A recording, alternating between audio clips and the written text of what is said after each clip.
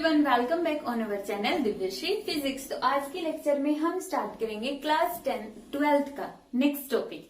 कौन सा? Intensity of electromagnetic waves.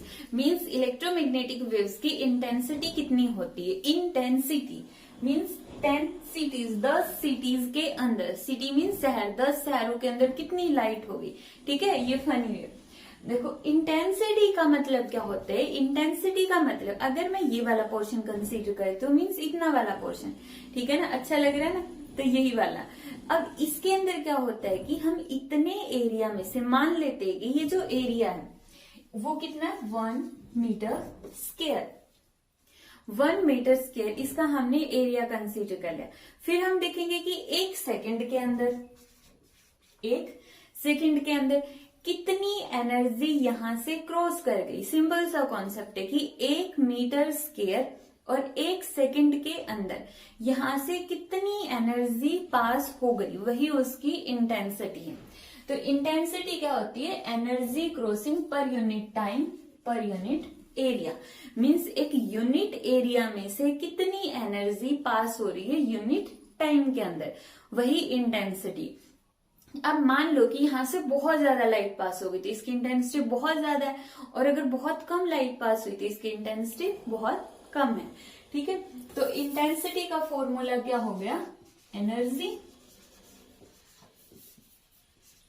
Divide by time, और यहां पे साथ में आ जाएगा एरिया। सिंपल। अब देखो इसको एक्सप्लेन करते हैं। एनर्जी को मान लो कोई भी फॉर्मूला मान लो यू से दिखा रहे हैं, टाइम को टी से, एरिया को ए से हमने दिखा दिया।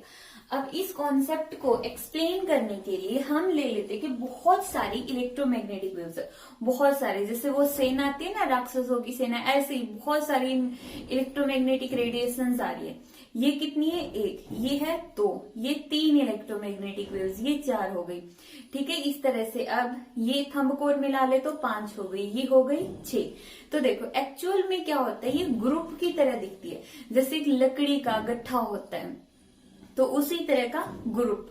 अब यहाँ पे देखो बोर्ड पे तो हम सिलेंड्रिकल शेप बना नहीं सकते 3D के अंदर, तो बोर्ड के ऊपर हम इस तरह से दिखा देते हैं। एक्चुअल में ये ऊपर नीचे है, इस तरह से है, मीन्स बहुत सारी वेव्स है इस तरह से। तो यहाँ पे हमने दिखा लिया कि यहाँ पे इलेक्ट्रोमैग्नेटिक वेव्स हैं, वो इस तरह से मूव कर रही है।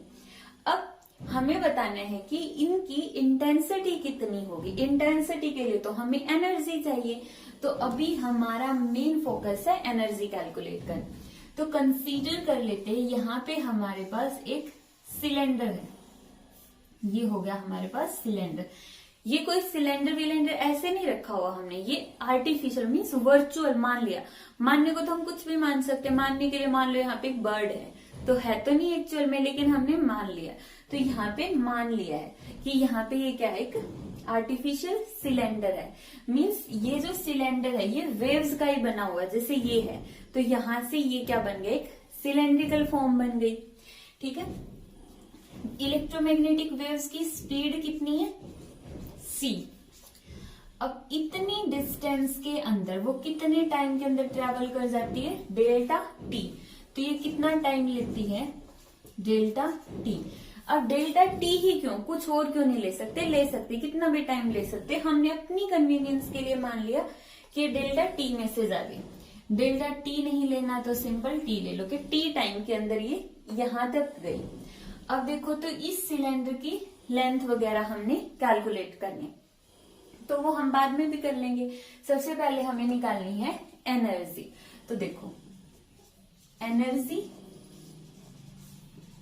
ऑफ इलेक्ट्रोमैग्नेटिक वेव कितनी होती है एनर्जी?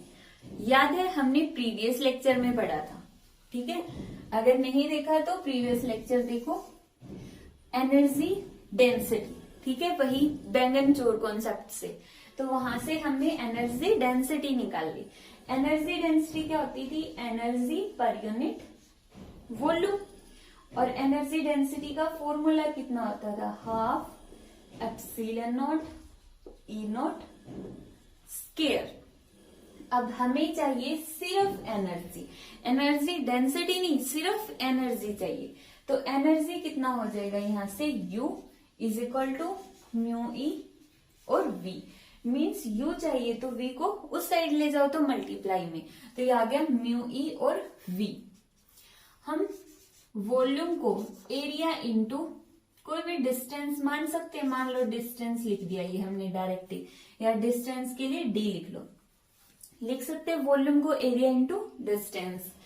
अब यहाँ पे mu e as it is, area कोई प्रॉब्लम नहीं एरिया से। तो अब यहाँ पे है डिस्टेंस, डिस्टेंस कितनी, वो डिस्टेंस जहां पर हम इस एनर्जी को मेजर करना चाहते हैं। अब देखो अगर हम बोल दे कि नहर में पानी कितना है, ये तो हम बता नहीं पाएंगे कि उस नहर में कितना पानी, क्योंकि नहर तो कितनी भी बड़ी हो सकती है। तो हम क्या मानते हैं कि इस वाले यहां तक के पोर्शन में कितना पानी है, ठीक है। तो इसी तरह यहां तक के पोर्शन में जिसकी डिस्टेंस है ये D, इतनी डिस्टेंस D, यहां तक कितनी एनर्जी है, ठीक है। डिस्टेंस का फॉर्मूला क्या होता है, स्पीड इंटू टाइम। तो यहां से डिस्टेंस को पुट कर लो, स्पीड इंटू टाइम। क्लियर है, डिस्टेंस मीन्स इस सिलेंडर की लेंथ, वही डिस्टेंस है क्योंकि सिलेंडर वाले पोर्शन इतने में ही हम एनर्जी बता रहे हैं, बाकी आगे पीछे की एनर्जी से हमें कोई मतलब नहीं, हम थोड़े से में निकाल लेंगे, यूनिट एरिया में निकाल लिया मतलब। अब ये आ गई हमारे पास क्या, एनर्जी। निकालनी क्या है, इंटेंसिटी, तो ऊपर वाले इक्वेशन में पुट कर दो, एनर्जी की जगह mu e A C T divide by time T, area A, cancel out. यहां से इंटेंसिटी का फॉर्मूला आ गया म्यू ई सी, म्यू ई सी, ये आ गई इंटेंसिटी ऑफ इलेक्ट्रोमैग्नेटिक वेव्स। अब यहां से जो ये इंटेंसिटी है इसको हमने म्यू ई के फॉर्म में भी एक्सप्लेन कर दिया। अगर हमें म्यू ई की फॉर्म में एक्सप्लेन नहीं करना है तो यहां से ये डायरेक्ट वैल्यू लिख दो, half epsilon not E not square और C। ये आ गया इंटेंसिटी का फॉर्मूला, किसका, इलेक्ट्रोमैग्नेटिक वेव्स का। अब अगर हमें इंटेंसिटी और पावर में रिलेशन बताना है तो क्या होगा, देखो पावर क्या होता है, पावर होता है time rate of doing work, time rate of doing work, work mean energy. तो एनर्जी डिवाइड बाय टाइम को हम क्या बोलेंगे, पावर।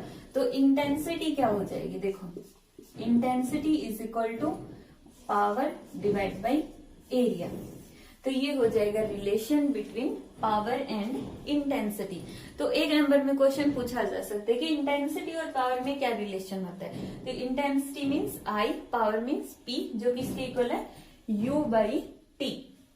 तो ये था हमारा आज का टॉपिक, इंटेंसिटी ऑफ इलेक्ट्रोमैग्नेटिक